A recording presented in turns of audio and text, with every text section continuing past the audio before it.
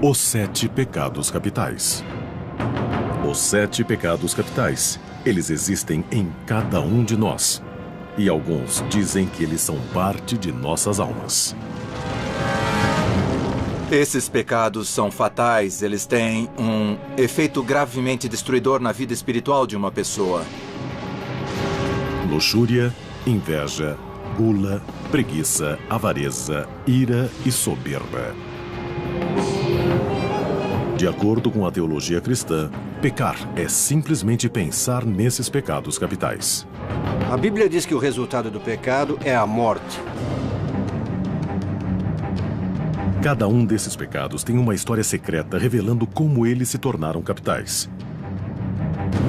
Os 7 pecados capitais tiveram um enorme impacto na história, na sociedade e em nossas almas. Você não pode transgredir a lei moral de Deus sem que alguém pague um preço terrível.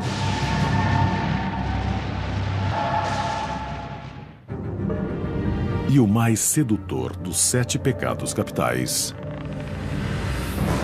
é a luxúria. Os 7 pecados capitais não aparecem na Bíblia Sagrada. Então, de onde eles vieram? Os 7 pecados não estão exatamente na Bíblia. Quero dizer que não há uma lista desses pecados. Isso tudo foi criado a partir de interesses éticos da antiga igreja. Em aproximadamente 375 d.C., um monge cristão fugiu das tentações de Constantinopla para um pequeno monastério no deserto egípcio.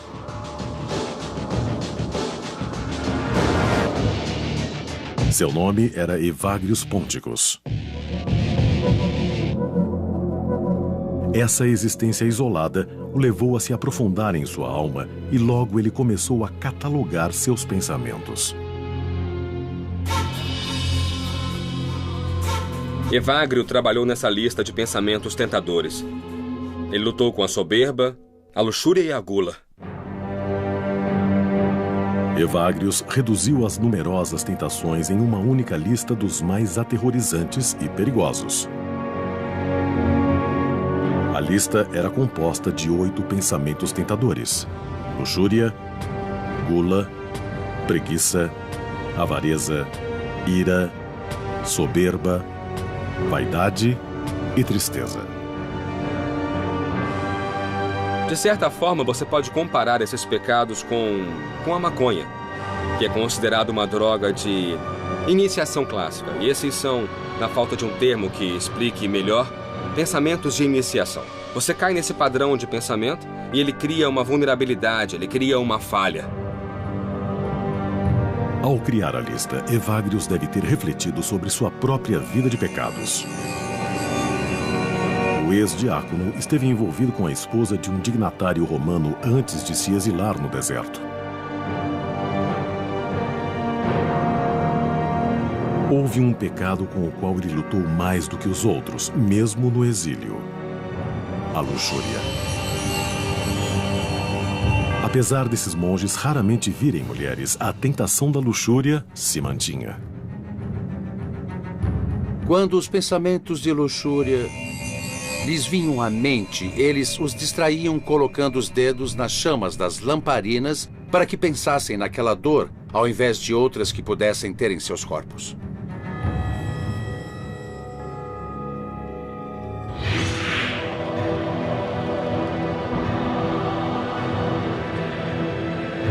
Pecado da luxúria. Os antigos devotos chamavam de desejo desmesurado de prazer carnal. A Bíblia fala em fornicação, adultério, tentações da carne. O desejo sexual é tão poderoso que domina e destrói.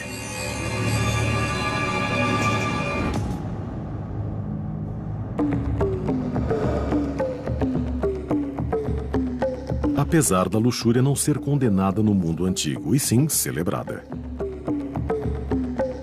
Na Índia, os templos hindus em Khajuraho eram decorados com milhares de esculturas de posições sexuais complexas, retiradas dos escritos eróticos chamados de Kama Sutra. Esse antigo texto hindu detalha 64 tipos de atos sexuais e discute os aspectos sagrados das práticas da prostituição, do sexo grupal, da homossexualidade e do sadomasoquismo. No Kama Sutra, sexo e religião são um só. Mais perto de nós, o mundo greco-romano construiu monumentos para celebrar a sexualidade. Na Grécia clássica, fronteiras e estradas eram marcadas com gigantescos pênis de pedra chamados Herma, por causa do deus Hermes da fertilidade. O deus Dionísio era adorado com rituais sexuais selvagens nas florestas. O sexo era parte da religião. Na verdade, a palavra grega orgia significava originalmente ritual secreto. A atitude greco-romana em relação à sexualidade era mais parecida com a nossa, e para eles não havia nada que fosse proibido. O sexo era um tipo de experiência total do corpo. Tudo isso era perfeitamente aceitável para as classes superiores nas sociedades gregas e romanas. E ninguém praticou mais a adoração à luxúria que o Império Romano. A cidade portuária de Pompeia preserva alguns dos melhores exemplos da arte da antiga Roma. Pompeia é um sítio arqueológico encantador. Mas um dos aspectos mais encantadores dela é o fato de haver muita arte erótica por lá. A arte de Pompeia data do 1º século depois de Cristo. Algumas são de bordéis, onde inscrições eróticas revelam serviços e preços específicos. O que fica claro é que os romanos viviam a sexualidade e não tinham escrúpulos para demonstrá-la nas ruas, nas esquinas e em suas casas. A adoração romana à luxúria talvez tenha alcançado seu auge no reinado do imperador Calígula em 37 d.C. Disse que o jovem imperador exigia sexo de todas as mulheres atraentes de Roma, incluindo suas próprias irmãs. Há histórias de que ele transformou parte de seu palácio em um bordel, onde forçava mulheres casadas a se prostituírem para seu próprio divertimento. Costuma-se dizer que o assassinato de Calígula aos 28 anos foi um sinal da ira dos deuses por ele ter abusado do poder da luxúria.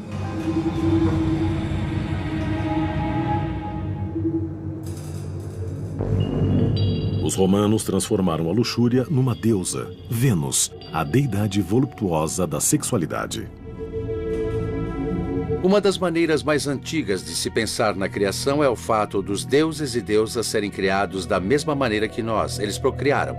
Agradecemos aos deuses pela sua atividade sexual, porque é graças a isso que temos plantações, seres humanos e tudo que é vivo na face da Terra.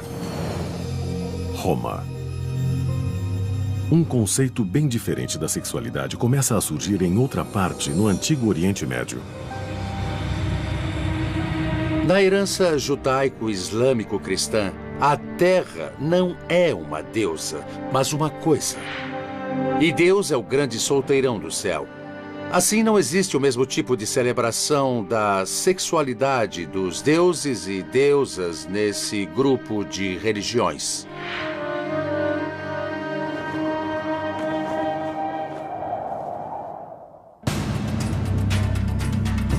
Deuteronômio. O Velho Testamento tem sua própria lista de deveres e proibições, mas não são os 7 pecados capitais. São os 10 mandamentos. Os 10 mandamentos descrevem o que podemos chamar de oposto do pecado, que é a correção. Os 10 mandamentos. Há 2 mandamentos sobre a luxúria: não cometer o adultério e não cobiçar a mulher do próximo. O Velho Testamento, ou a Bíblia hebraica, condena a luxúria, mas não a sexualidade. No entanto, ela é muito preocupada com o irresistível poder do desejo sexual. O judaísmo entende que o desejo é ingovernável. E que você sempre vai querer fazer ou então vai desejar coisas que não deve ter. O desejo em si não é pecado. Só o que você faz com ele. O cristianismo herdou essa tradição e a expandiu. Jesus diz aos seus seguidores que eles cometem o pecado do adultério mesmo quando apenas olham para uma mulher com desejo. Jesus aponta e enfatiza os pecados do pensamento. Você pode cometer o adultério mentalmente. Jesus diz que a punição para o pecado é o inferno, a danação eterna. Os fiéis acreditam que, cometendo os 7 pecados capitais, uma pessoa vai para o inferno. Apesar de, em lugar algum da Bíblia, haver uma descrição do inferno. A representação mais poderosa da danação para os pecadores vem gerações depois da pena do escritor italiano Dante Alighieri. Foi por volta de 1320 d.C. que Dante escreveu a Divina Comédia, uma descrição elaborada do inferno, do purgatório e do paraíso. A história começa quando Dante se vê perdido nas florestas escuras.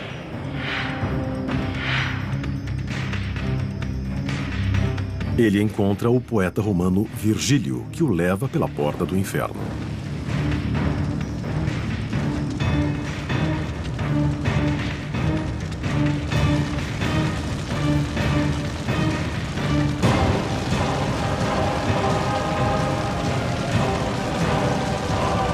Dante descreve os 9 círculos do inferno. Os círculos têm punições progressivamente piores, do pecado menos ofensivo até o mais terrível. Todos os 7 pecados capitais estão representados. O preço que cada pecador deve pagar é de acordo com o crime que cometeu.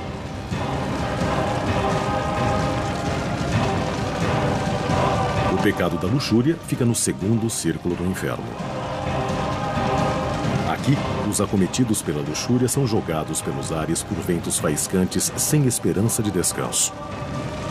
Acredita-se que a punição seja um símbolo do poder tempestuoso da luxúria.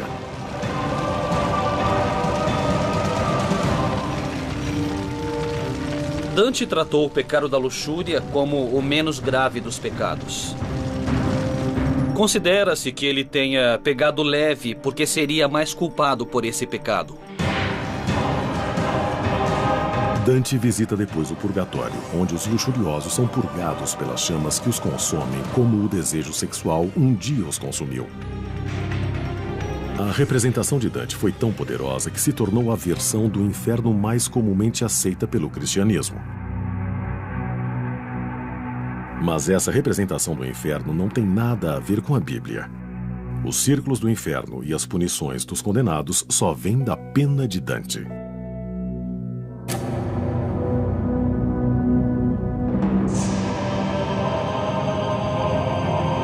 Mas o posicionamento bíblico contra a luxúria não deteve uma seita cristã antiga. Esses radicais tiveram uma visão muito diferente do pecado.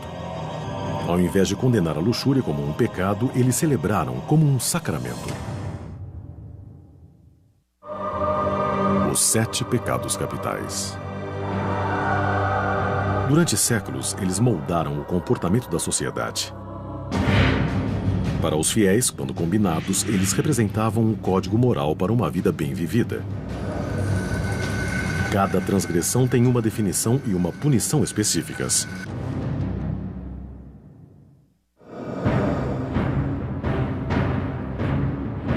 A religião cristã é bem específica em sua visão da luxúria. A Bíblia cristã diz: nem os imorais, nem os idólatras, nem os adúlteros, nem os efeminados, nem os sodomitas irão herdar o reino de Deus. Bíblia Sagrada. Nem sempre houve consenso nas visões sobre esse pecado. Um grupo de cristãos antigos via a luxúria bem diferente. Dizem que por volta de 325 d.C., um pequeno grupo de devotos cristãos se unia para a adoração.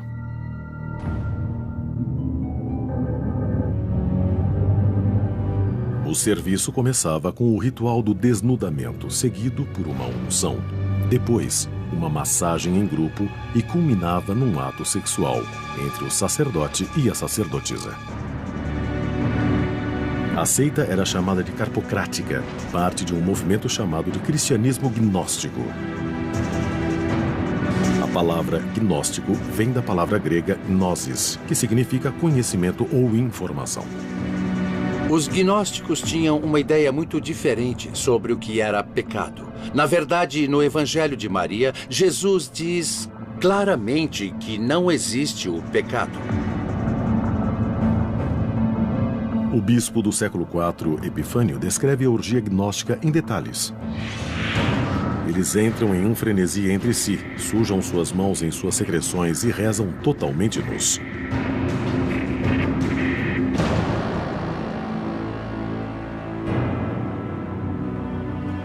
Mas alguns acreditam que essa descrição pode ter sido apenas propaganda negativa.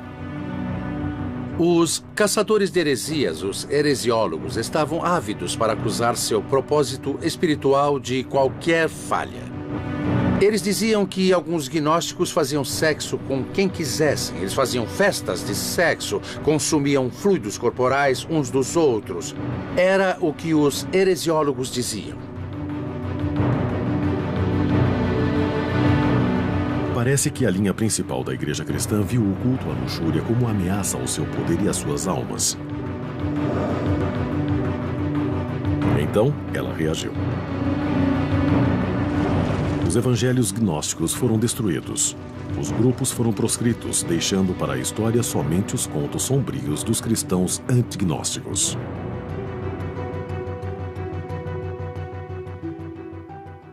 Mais ou menos na mesma época em que os gnósticos estavam desaparecendo, no século IV d.C., Evagrius Ponticus escreveu a primeira lista de 8 pensamentos tentadores. Mas ela foi pouco conhecida na época. Evagrius viveu em reclusão no deserto e fez sua lista somente para os monges.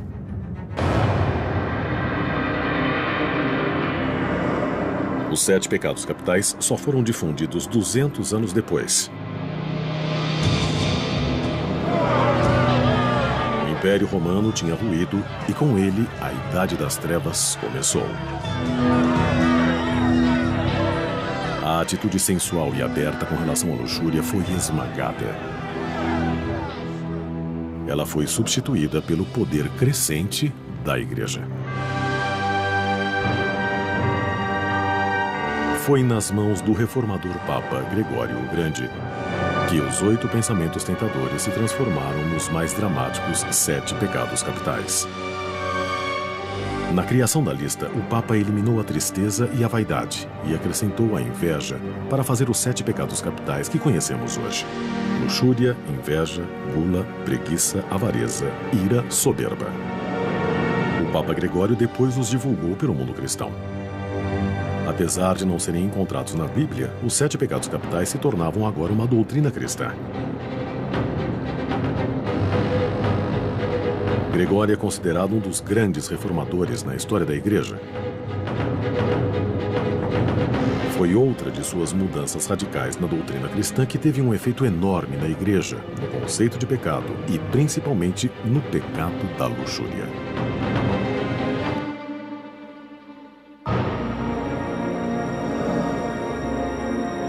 O Papa declarou que todos os padres na Igreja Católica Romana deviam ser celibatários. Até aquela época, o casamento era uma opção para os padres cristãos.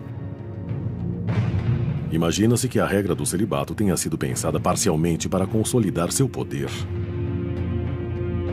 O Papa Gregório não queria que a propriedade da Igreja fosse herdada pelos filhos dos padres e bispos. O resultado foi mais abrangente.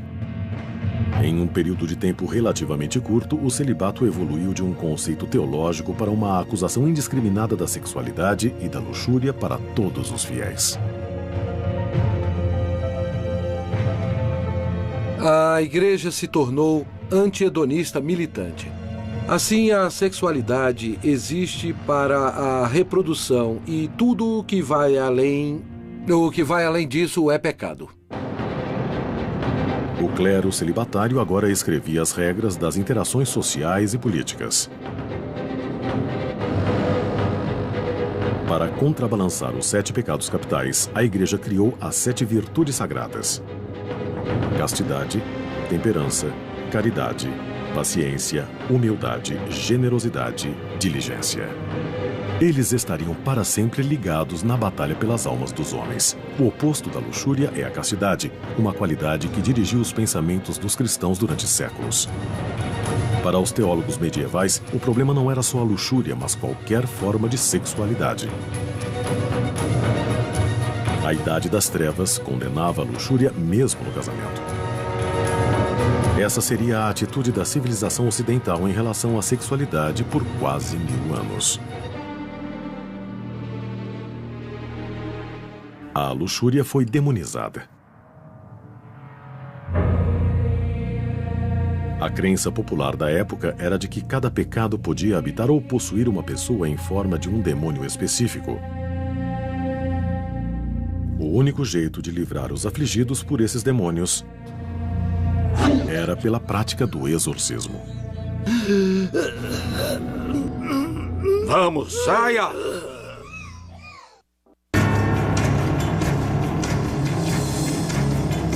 Os antigos monges cristãos acreditavam que os 7 pecados capitais tinham o poder de condenar o fiel à danação eterna.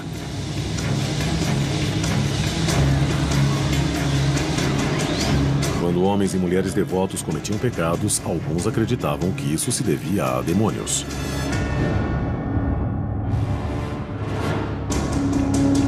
A humanidade acreditou na existência de demônios por milhares de anos.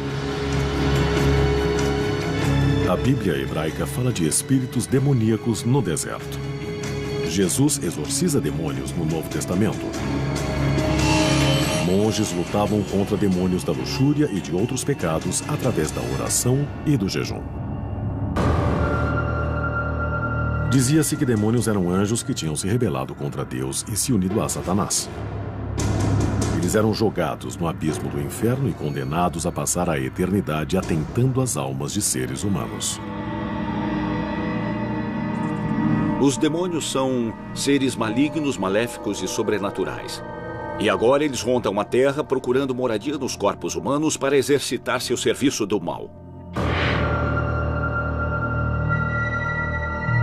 Na Idade Média, o estudo dos demônios ou demonologia se tornou quase uma ciência.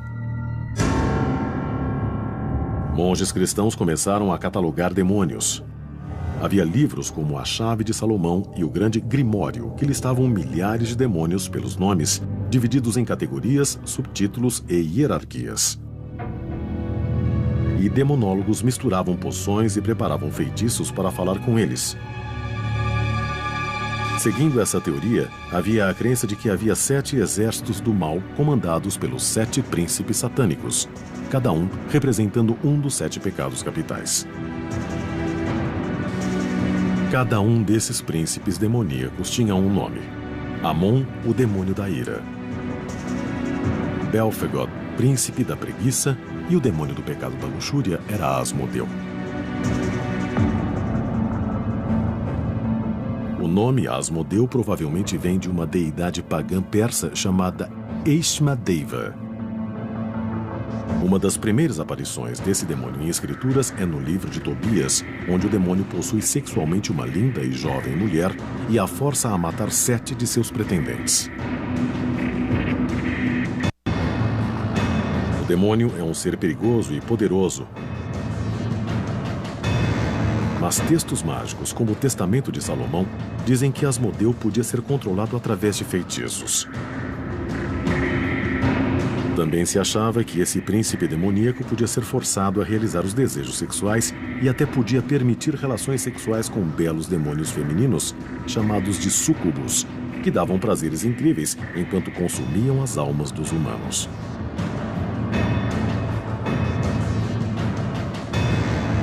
Mas há aqueles que dizem que as histórias de relações sexuais com demônios não são só metáforas, são reais.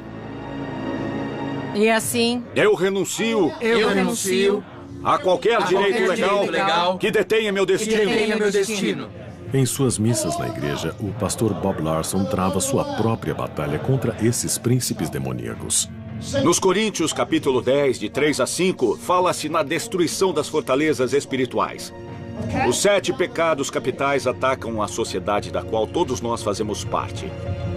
Somos todos parte de uma trama entrelaçada. Alguém ganha e alguém perde quando a lei moral é transgredida.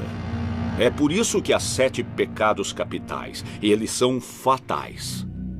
Vai, traz minha Bíblia, rápido. O modo tradicional de lutar contra os demônios é com o exorcismo, expulsando os demônios do pecado e forçando-os a lutar. Vamos, saia! A prática do exorcismo é tão antiga quanto a crença nos demônios. Na Idade Média, vários sinais de possessão foram instituídos. Entre eles está falar em língua estranha, habilidade ou força sobrenatural, aversão a tudo que é sagrado, blasfêmia ou sacrilégio abundantes. Há várias soluções para a possessão. Demônios podem ser provocados por várias coisas sagradas. Tocar a pessoa com óleo de unção no sinal da cruz, a presença de uma cruz ou da Bíblia, rezar, ler a Escritura. Coisas que são sagradas e que um demônio não gosta de ter por perto vão incomodá-los. Entre os demônios mais comuns que o pastor Bob enfrenta está Asmodeu, príncipe do pecado da luxúria. Asmodeu, demônio da luxúria. Eu lido frequentemente com o demônio da luxúria. Às vezes ele entra através da pornografia. Geralmente ele entra quando alguém abusa sexualmente daquela pessoa. Larson usa vários métodos antigos para tentar livrar uma pessoa do demônio da luxúria. Eu ordeno o que o demônio deve dizer.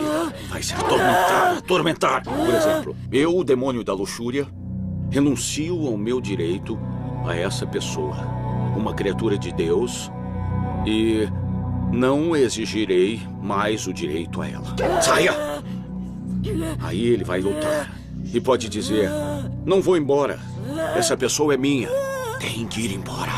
E você continua dizendo a ele que deve ir embora. Vai sim.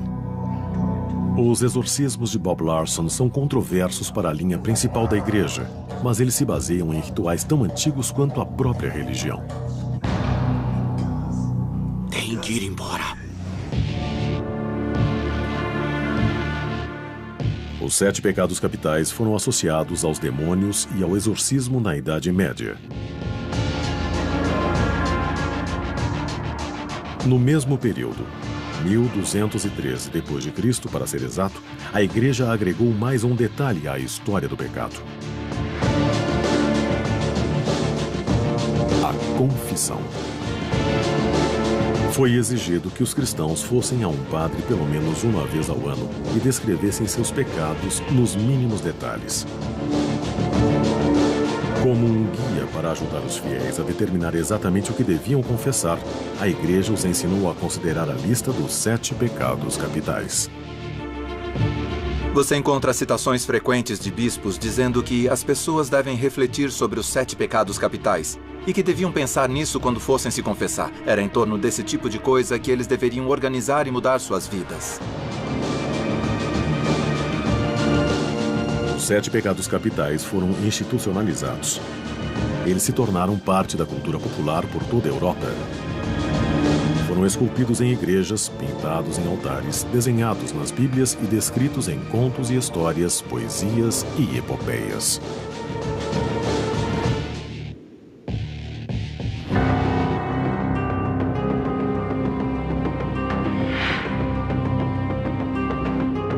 Depois, no século XVI, o mundo cristão bem ordenado mudou dramaticamente.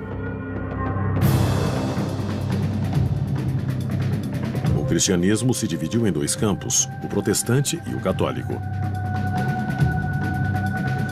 A cisão é chamada de Reforma Protestante. Ela começou em 1517 e durou mais 150 anos. Um dos pontos principais de diferença era que os protestantes rejeitavam o conceito da confissão, mas mantinham um profundo interesse no pecado da luxúria.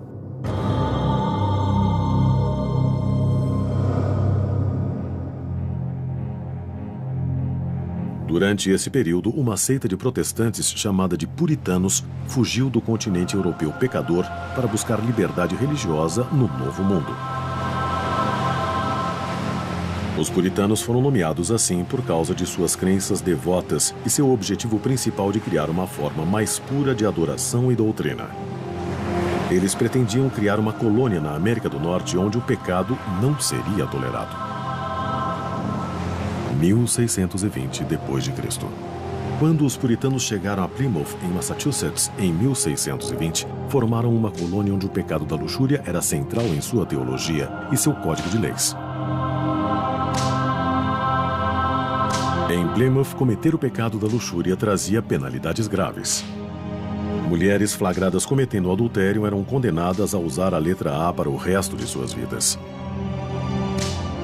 Os puritanos flagrados em qualquer atividade sexual fora do casamento enfrentavam o açoite, a humilhação pública em troncos e, no caso da sodomia ou relações com animais, eram mortos.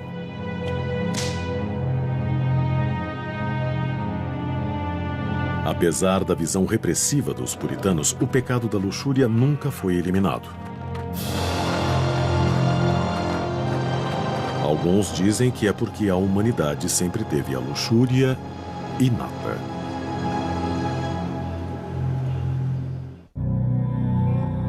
Os 7 pecados capitais eram os caminhos para a danação eterna, de acordo com séculos de doutrina cristã.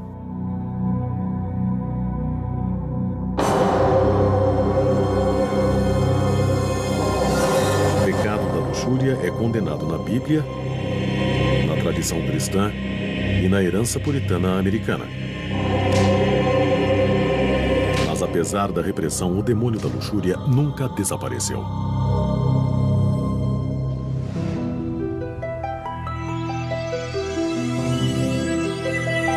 Para os pesquisadores modernos, a luxúria é menos uma questão de pecado e mais uma questão de ciência.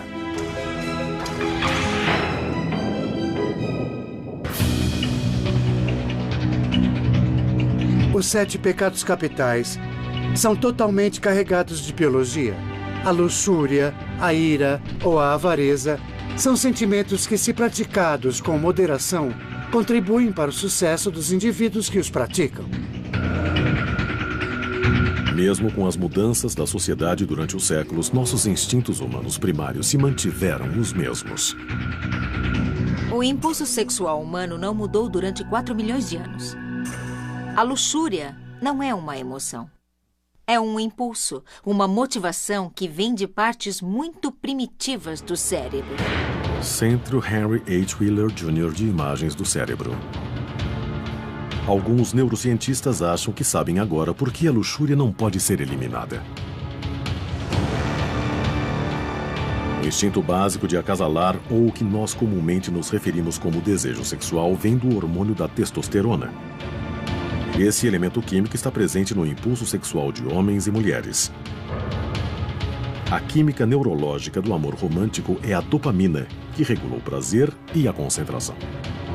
Quando você se apaixona por alguém, você aumenta a dopamina no cérebro e ela desencadeia a testosterona associada ao impulso sexual. Esses elementos químicos cerebrais interligados podem ter efeitos negativos. A dopamina associada a amor pode nos levar à luxúria e a testosterona pode imitar os sentimentos de amor. Qualquer tipo de estímulo sexual aumenta não só a testosterona, associada ao desejo sexual, mas também a dopamina, e isso pode levar você ao ponto de se apaixonar por alguém. Por isso, o sexo casual não é casual. A evolução criou o impulso para acasalar e procriar. Mas os seres humanos também evoluíram um tipo específico de comportamento para a procriação.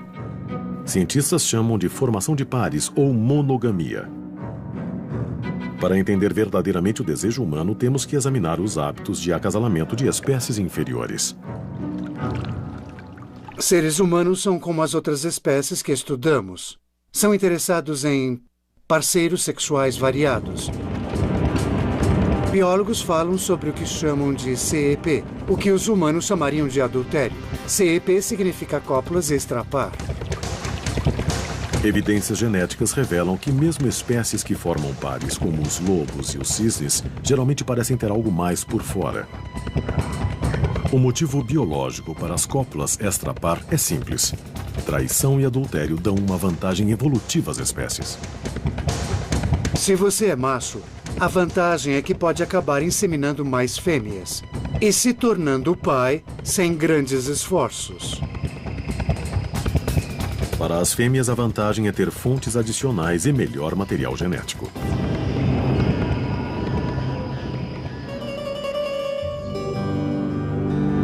Talvez o único motivo da luxúria ser chamada de pecado seria para controlar a cópula extrapar, ou como os humanos chamam, o adultério.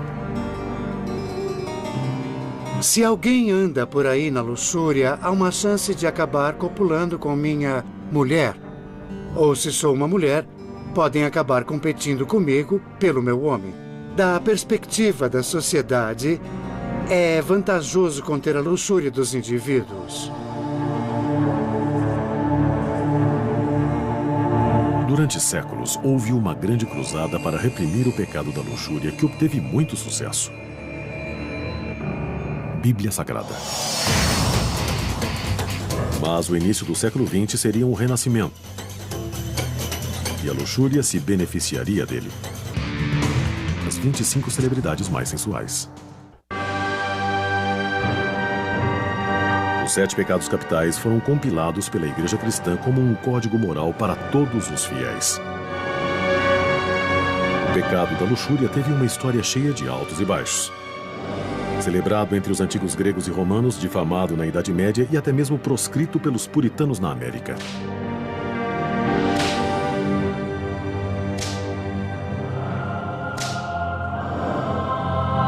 A era vitoriana, nos anos 1800, ganhou uma reputação de puritanismo e repressão sexual. A literatura vitoriana frequentemente retratava os sentimentos sexuais como anormais, imorais e possivelmente insanos. A não ser, claro, que dentro do sagrado matrimônio. A prática da prostituição junto ao adultério e à homossexualidade, sem falar em todos os outros comportamentos luxuriosos, continuaram, claro, escondidos.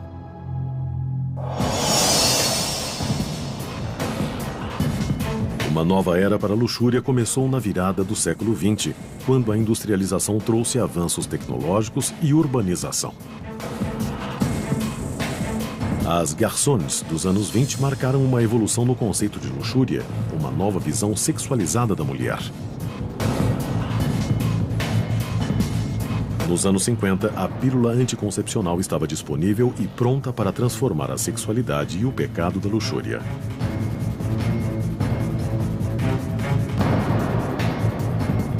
A evolução do pecado da luxúria foi total nos anos 60, quando as revoluções sexuais tomaram o mundo. Parecia que o pecado da luxúria e a virtude da castidade tinham mudado de lugar. A virtude e o vício eram parecidos aos olhos de quem via. Na crista da onda da revolução e, de certa forma, a direcionando, estava um homem, Hugh Hefner. Sem dúvidas, meu pecado preferido é a luxúria. Um desejo pela vida é muito saudável e isso inclui a sexualidade. Hefner criou a revista Playboy, construindo um império de olho no antigo, construindo um templo ao excesso e adorando a luxúria em toda a sua glória. Acho que a Playboy teve um papel grande na revolução sexual. Eu espalhei a notícia de que o sexo não era maligno. Apesar de séculos de tentativas religiosas de eliminar a luxúria, o pecado sempre voltou. A luxúria é um nome que damos quando ela é demais ou inapropriada. Existe um motivo biológico ou neurológico para ele continuar sendo uma tentação vital?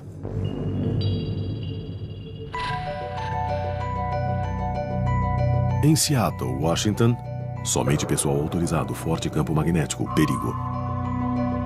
Cientistas tentam mapear a arquitetura neural da sexualidade humana.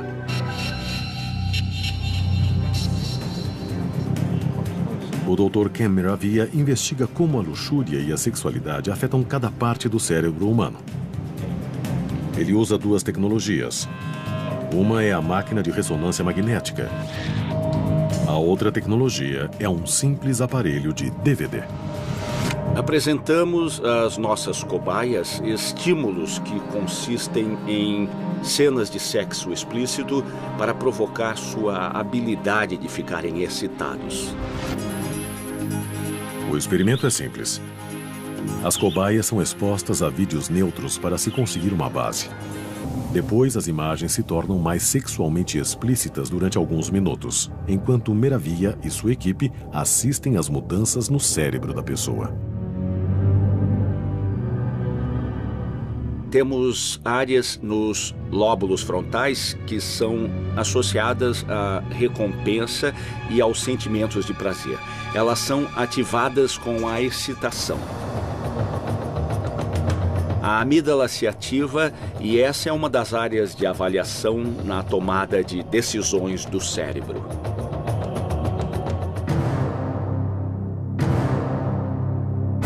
A ressonância mostra que quando a pessoa está sexualmente excitada, há um resultado intrigante para as novas descobertas.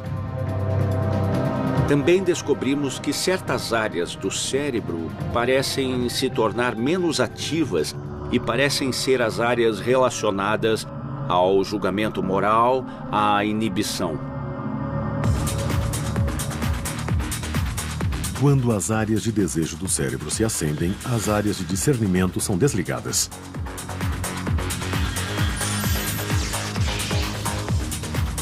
A conclusão: quanto mais uma pessoa fica excitada, menos acesso ela tem ao discernimento claro. Parece que a ciência mostra uma ligação direta entre o desejo e o discernimento fraco. A teoria reforça a premissa básica dos sociólogos que estudam essa área do comportamento humano. Os pecados são bons, adaptáveis. O desejo sexual é normal, apropriado e saudável. A luxúria é um nome que damos quando ela é demais ou inapropriada. Por essa definição, algo se torna pecado quando é destrutivo. Parece que, de acordo com a ciência, é menos uma questão de ir para o inferno e sim de ir longe demais. Todos os 7 pecados capitais têm a ver com os excessos. Porque uma boa vida é sempre uma questão de moderação.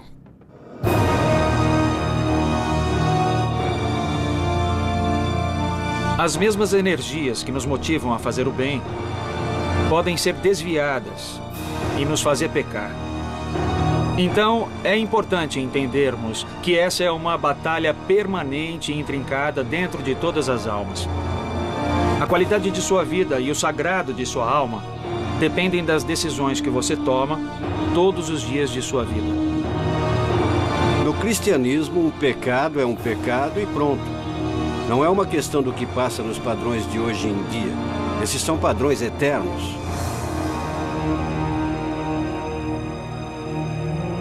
A questão continua.